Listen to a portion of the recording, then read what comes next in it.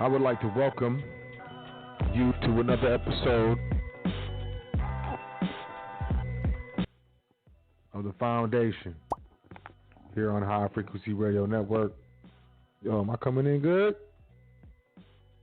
Foundation.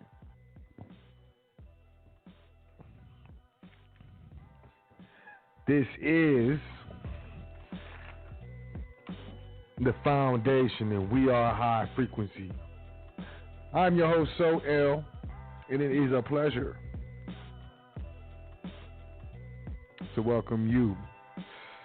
You know what it is. We understand incorrect information, incorrectly applied, can get you hurt.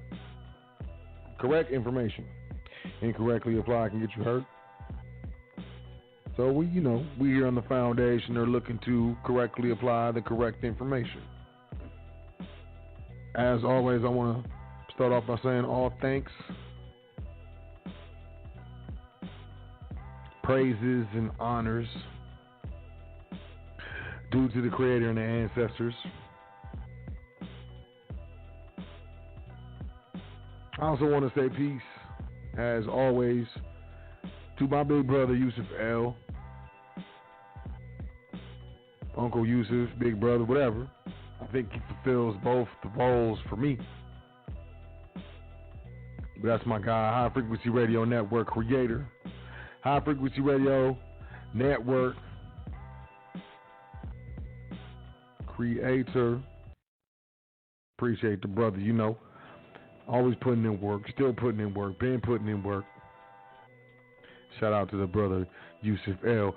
I'll invite you to check out welcome2thefoundation.com. Make sure you check out the education tab. It's new, it's cool. It's got the, you got the Passport No Social series. You got the Trust Primer. We got the Trust Series, Foundation Trust Series as well. We'll be adding to that, excuse me. But hey, I like the education tab. Look, but you can book a consultation, you can make a donation, you can check out the Twitter page, the Facebook page, the Instagram page, as well as check out that PDF section. Free information. Sign up for the email list. All at the same spot. Welcome to thefoundation.com. Definitely appreciate you signing up for that email list. You're the best. I want to say peace to all of the listeners, all the live listeners, the live callers, the live internet listeners. I want to say peace to all of the archive listeners. Peace to all the podcast listeners. Peace to all those who are checking out the show via MP3. However you get the show, I want to say peace to you. I also want to say peace to every single one of them. The trustees in private trustee training, as well as anyone else investing in their private education. And finally, peace to anyone that we've done business with in the private, anyone who sent an email, well wishes, or current event, or otherwise added to the foundation.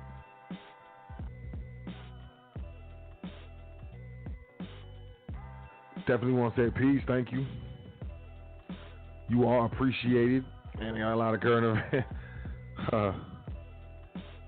Today's show is, we're going to talk about how the wealthy legally avoid taxes.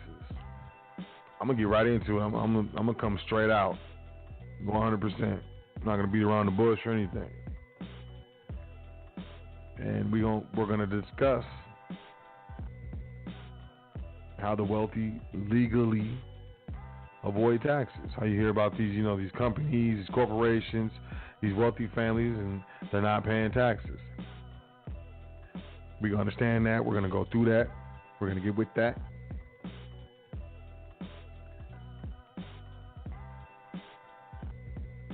So yeah, how the wealthy legally avoid taxes. We're going to get into that, but first, let's jump into these current events.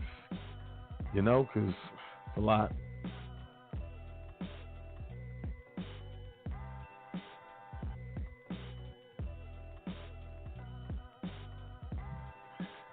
It's weird. It's weird. What we got here? Bloomberg. These are hard copies. Hard copies. Bloomberg. McConnell says he favors letting states declare bankruptcy. Senate leader says his party opposes bailout of state pensions. I would certainly be in favor of allowing states to use the bankruptcy route. This is what he said last week in response to a question on a Hugh Hewitt radio show that is syndicated. Went on to say it saved some cities and there's no good reason for it not to be available. I find this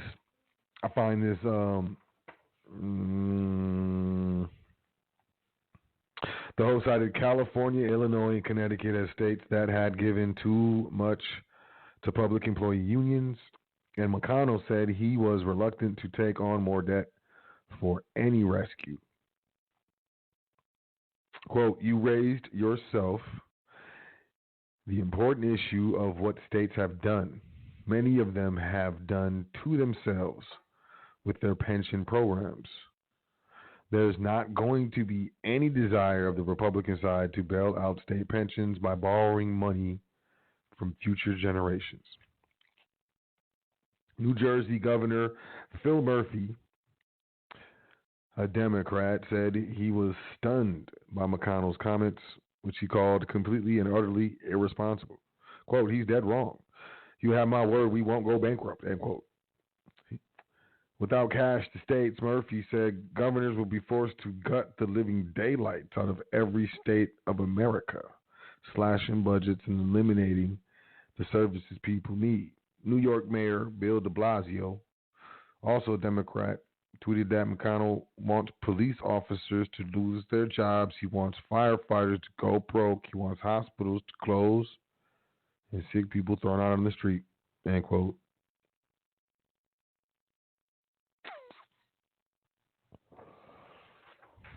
We're not interested in solving their pension problems, McConnell said. We're not interested in rescuing them from bad decisions they've made in the past. We're not going to let them take advantage of this pandemic to solve a lot of problems that they created for themselves with bad decisions in the past. End quote. It's McConnell. The idea of allowing states to file for bankruptcy was raised in the wake of the last recession. It drew widespread disdain from Wall Street investors, public employee unions, and both Republican and Democratic governors, who said it would unsettle the bond market and cause even the most fiscally sound states to face higher interest rates because of the risk that debt could be wiped out in court. Interesting. What do you think? You tell me what you think. I'm interested to know what you think. Moving on. Reuters, U.S. private payrolls dive by a record 20.2 million. Shout out to Sister Yvette for sending this one to admin at welcometothefoundation.com. U.S. private employers laid off a record 20,236,000 workers in the month of April as mandatory business closures in response to the outbreak, setting up the overall labor market for historic job losses last month. The plunge in private payrolls shown in the ADP National Employment Report on Wednesday suggested that national lockdowns to slow the spread of the respiratory illness caused by the virus could leave lasting scars on the economy, even as large parts of the country reopen non-essential businesses. Quote, one thing for sure is that the pandemic health crisis has produced depression magnitude job losses which means this recovery is going to take longer than many are thinking. End quote. This is Chris Rupke, chief economist at MUFG in New York. Quote, the Great Depression lasted 3.5 years, and it will be a miracle if the economy gets anywhere near back to normal within the next couple of years, end quote. Data for March was revised to show private payrolls decreasing by 149,000 jobs instead of the previously reported 27,000 jobs, which was the first decline since September 2017. Economists polled by Reuters had forecast private payrolls tumbling by 20.5 million jobs in April. The ADP report is jointly developed with Moody's Analytics. The staggering numbers were widely anticipated since 30.3 million people had filed claims for unemployment benefits since March 21st, equivalent to nearly 1 out of every 5 workers losing their job in just over a month. The economy contracted in the first quarter at the steepest pace since the fourth quarter of 2008. The slumping economy and rising joblessness are big challenges for President Donald Trump, who is seeking a second term in office in November's election. Truth. This is truth. Trump has been pushing for businesses to reopen and even supported demonstrations in some parts of the country against the stay-at-home orders. Didn't he jump up there with all those people and tell people to stay at home? That brother. At least 30 states have partially reopened. Though health experts and researchers have predicted a surge in infections and deaths. The job numbers are very, very chilling. And I think that it's very important, to let people understand in a very somber way that this is the biggest shock that our economy has ever seen. But it's something that we've done in order to get ahead of the curve on the disease. Trump's economic advisor Kevin Hassett told Fox Business Network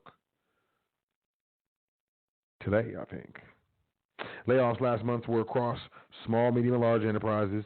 The leisure and hospitality industry shed 8.6 million jobs in April, which is more than 40% of the private sector job losses.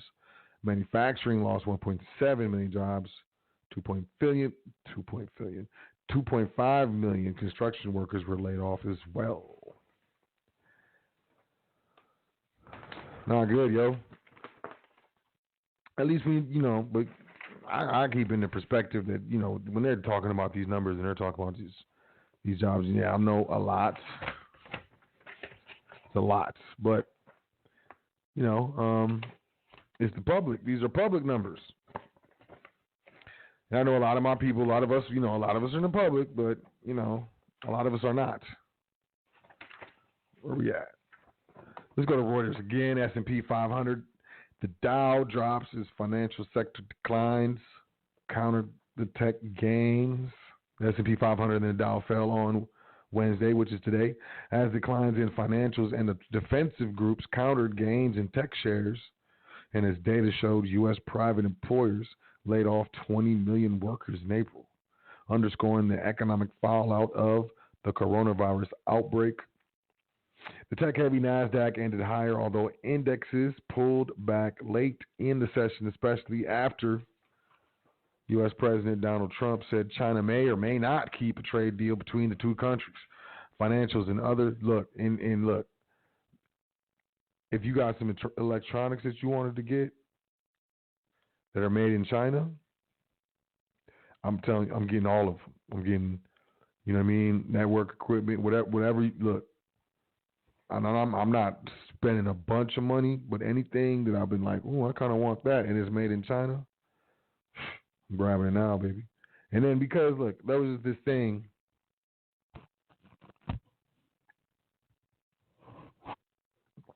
that was made in China, cost $150 when it came out. What was that, in 2018? And then because of the tariffs added $20. So it was $170, and then when I went to grab it, it was $195 or something like that. I'm telling you, this stuff is real. Certain sectors of the economy is definitely feeling these tariffs, feeling the effects of the virus and the shutdowns, and It's financials and other cyclical groups, which often outperform when the economic outlook improves, declined. Only two of the 11 major S&P sectors were positive, with tech leading. Stocks have rebounded sharply since late March from the sell-off, helped by massive monetary and fiscal stimulus. Which means helped, fueled, 100% dependent on the stimulus. Quote, we are dealing with a very, very fragile rally, end quote. This is Michael Purves, I don't know, Chief Executive Officer at Tallbacken Capital Advisors, who went on to say selling into the close doesn't make you feel good. Of course it doesn't, bro. Not right now. U.S. private employers laid off a record 20 million. Yeah, it's one thing to talk about big job losses, but to see it all in one spot, I think it has been some reason for pause. This is Willie Delwiche. I don't know. Investment strategist at Baird in Milwaukee. Investors are now watching efforts by a number of states to spark their economies by easing restrictions put in place to fight the outbreak. Quote, states can declare themselves open all they want. If people aren't comfortable going out of their homes, then they're not going to do anything. The evidence of activity resuming is as important as states declaring themselves open. General Motors is up 3% after the automaker topped first quarter profit expectations. Occidental Petroleum shares fell 12.5%. What else we got here? Anything else? Declining issues outnumbered advancing ones in the New York Stock Exchange. 9.7 billion shares changed hands in the U.S. exchanges compared to 11.8 billion daily average over the last 20 sessions.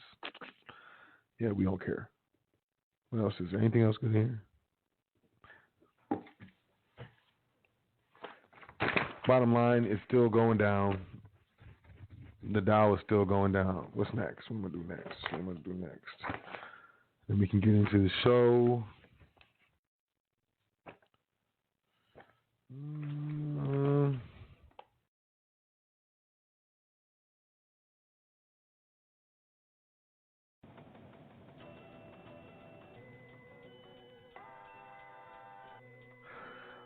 All right.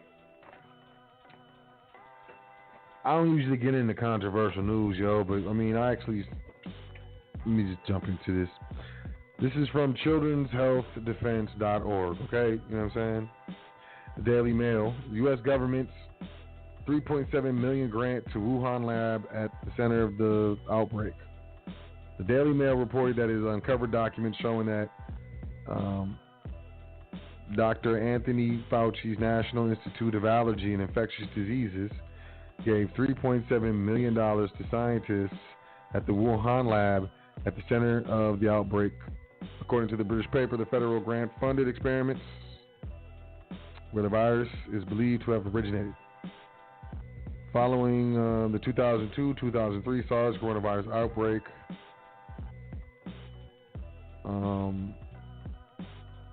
funded a collaboration. They funded a collaboration. Hold on, what is this? The National Institute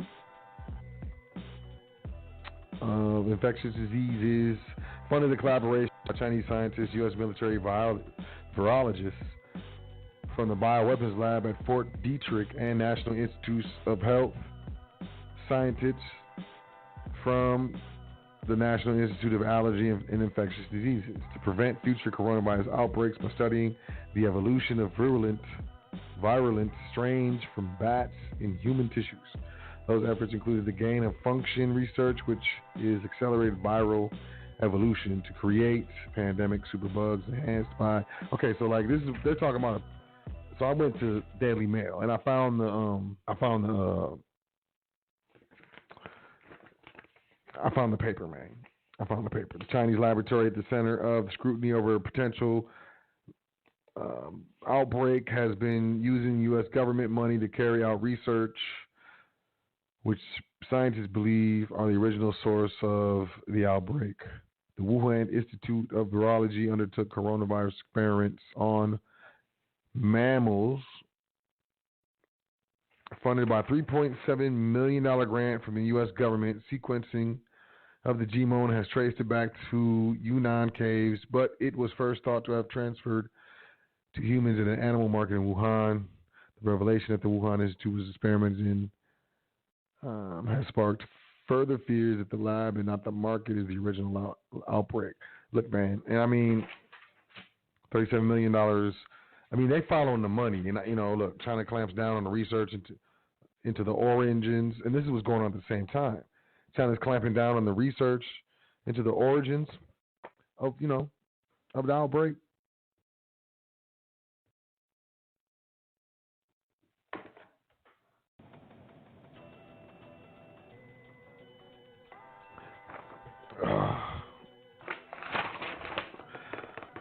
Two websites for leading Chinese universities have allegedly recently published and then removed pages that discuss a new policy which requires academic papers about the virus to undergo extra checks before they are published.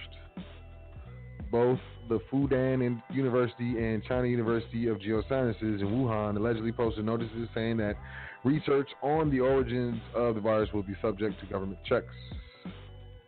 The director of the SOAS China Institute in London said that the Chinese government is more concerned with controlling the narrative surrounding the public health or economic fallout.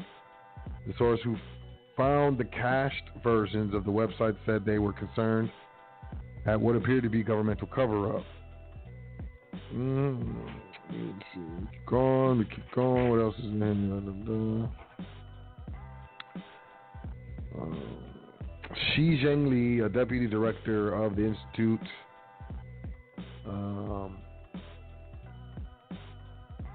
told the press in February that she guaranteed with her own life that the outbreak, but she admits was not related to the lab. She admits that when summoned back from a conference to investigate, she wondered at first if